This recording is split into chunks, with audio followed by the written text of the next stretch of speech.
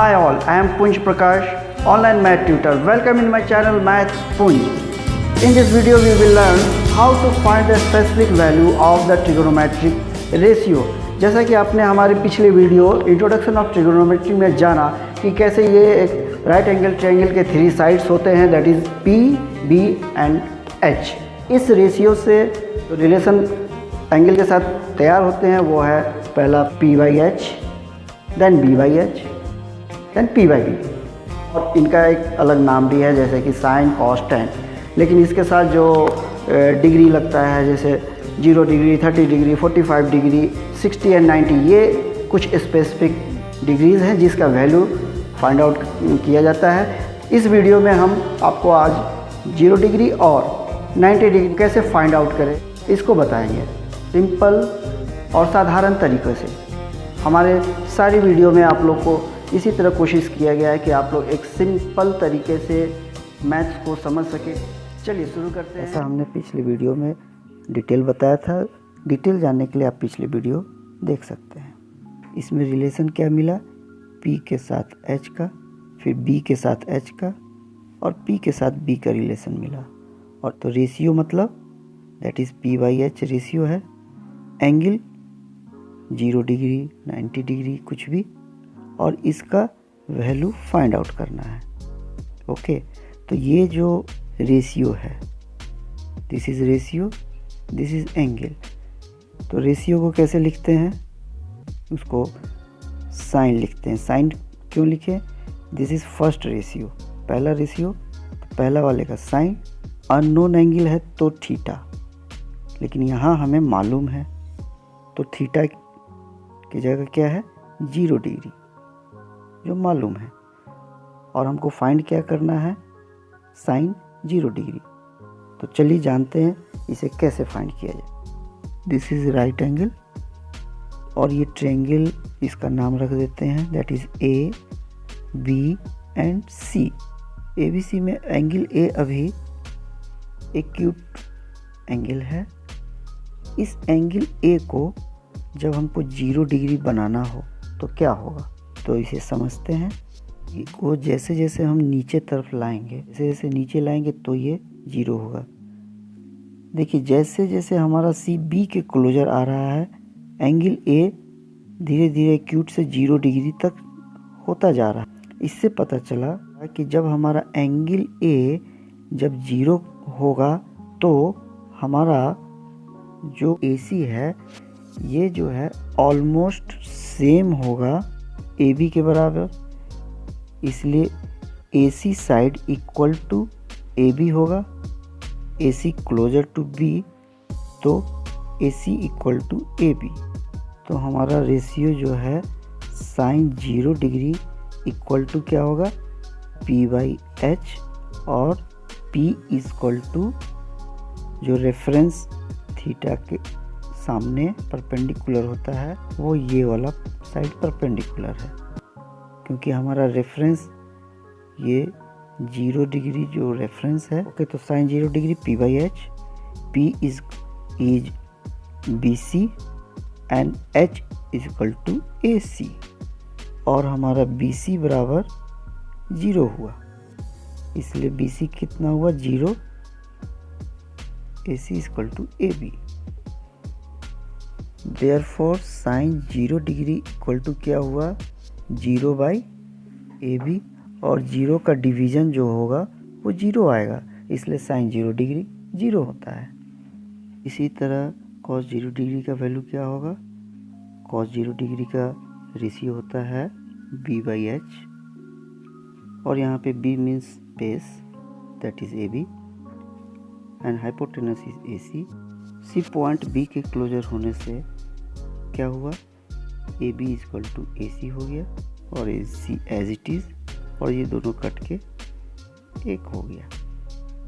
Okay, ठीक इसी तरह tan 0 डिग्री भी क्या होता है जैसे जानते हैं. इधर में हमारा P क्या था परपेंडिकुलर दैट इज़ BC, और बेस क्या है ये हमारा AB है. BC 0 है, AB इज AC के बराबर है, तो दैट इज़ 0 आएगा. इसलिए tan 0 क्या हुआ 0 आया. इस तरह से हमारा साइन 0 डिग्री का वैल्यू आया 0, कॉस 0 डिग्री का वैल्यू आया 1, टेन 0 डिग्री का वैल्यू आया 0। और सेम साइन का रेसिप्रोकल होता है कॉसेक 1/0 होगा, that is not defined. Cos 0 degree का रेसिप्रोकल होता है सेक 0 डिग्री, 1 का रेसिप्रोकल 1 ही होगा। 10 का रेसिप्रोकल होता है cot, that is cot 0 degree, ये भी 1/0 रेसिप्रोकल होगा, दैट इज नॉट डिफाइंड। इस तरह से हमारा साइन 0 डिग्री, कॉस 0 डिग्री और रेशियो के वैल्यू निकलते हैं। अब नेक्स्ट हम 90 डिग्री का वैल्यू कैसे आएगा इसका पता लगाते हैं। This is right angle triangle. तो राइट एंगल ट्रायंगल में ये जो हमारा एक्यूट एंगल है, ये हमारा जब राइट एंगल बने, मतलब जैसे पहले यहाँ पे ये 0 था, अब ये 0 ना होकर के ये हमारा 90 डिग्री बने। तो कैसे बनेगा? जब ये हमारा इस तरफ बढ़ता जाएगा तभी बनेगा। वो कैसे, देखिए बताते हैं। ये राइट एंगल में ए जैसे जैसे हमारा बी के क्लोजर जा रहा है, तो क्या दिख रहा है यहाँ पे? एंगल ए बढ़ रहा है, 70 हो गया, 80 हो गया, 90। एंगल ए बढ़ के एंगल ए 90 डिग्री के बराबर हो गया। और साइड जो कि यहाँ पे साइड AC, और AC ऑलमोस्ट BC के बराबर हो गया साइड। तो इससे पता चलता है कि जैसे जैसे ए हमारा B के क्लोज जाएगा तब हमारा एंगल ए जो है वह 90 डिग्री बनेगा।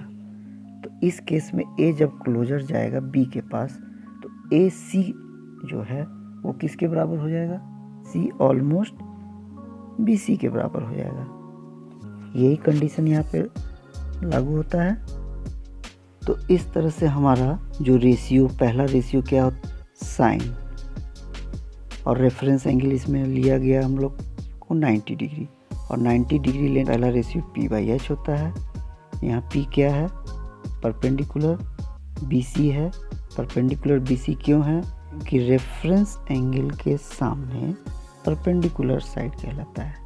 और हाइपोटेनस क्या है? AC, और BC क्लोजर टू AC के बराबर है। तो AC और AC फिर यहाँ पे, तो साइन 90 डिग्री क्या रिजल्ट दिया? 1। इसी तरह cos 90 degree, that is B/H।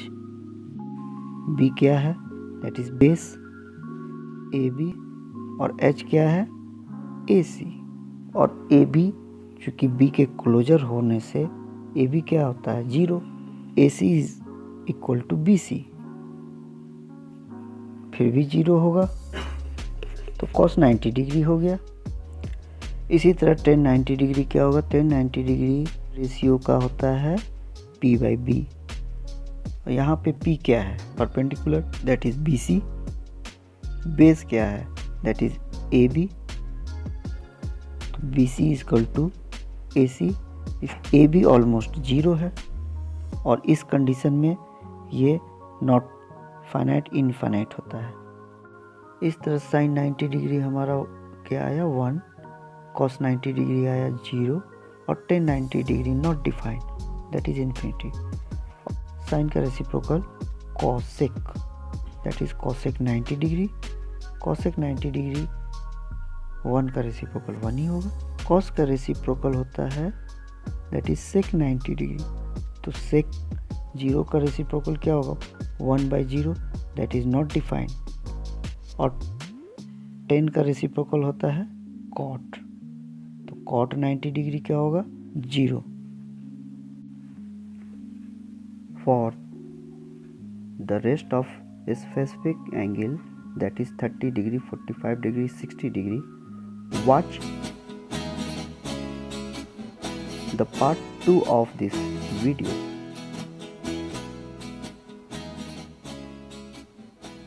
For next video के नोटिफिकेशन के लिए सब्सक्राइब बटन को प्रेस कर लें ओके, आशा करते हैं कि आप लोग ये 0 डिग्री और 90 डिग्री एंगल के बारे में अच्छी तरह से समझे होंगे कि कैसे इसके वैल्यू को फाइंड आउट किया जाए। तो रेशियो तो समझ ही गए हैं, रेशियो साइन कॉस थीटा वो रेशियो का सिर्फ नाम है। ओके, तो इसी तरह हमारे मैथ्स के नई रोचक जानकारियों के लिए हमारे मैथ्स पॉइंट चैनल को आप ज़रूर सब्सक्राइब करें। इसके अलावा आप हमारे ऑनलाइन पेड क्लास को भी ज्वाइन कर सकते हैं। इसके लिए हमारे नीचे डिस्क्रिप्शन में मेरा लिंक पोस्ट किया गया है, और साथ में आप हमारे इंस्टाग्राम को भी ज़रूर फॉलो करें। तो आज के लिए बस इतना ही, फिर मिलते हैं हमारे नेक्स्ट वीडियो में मैथ्स के रोचक जानकारियों के साथ। Thank you.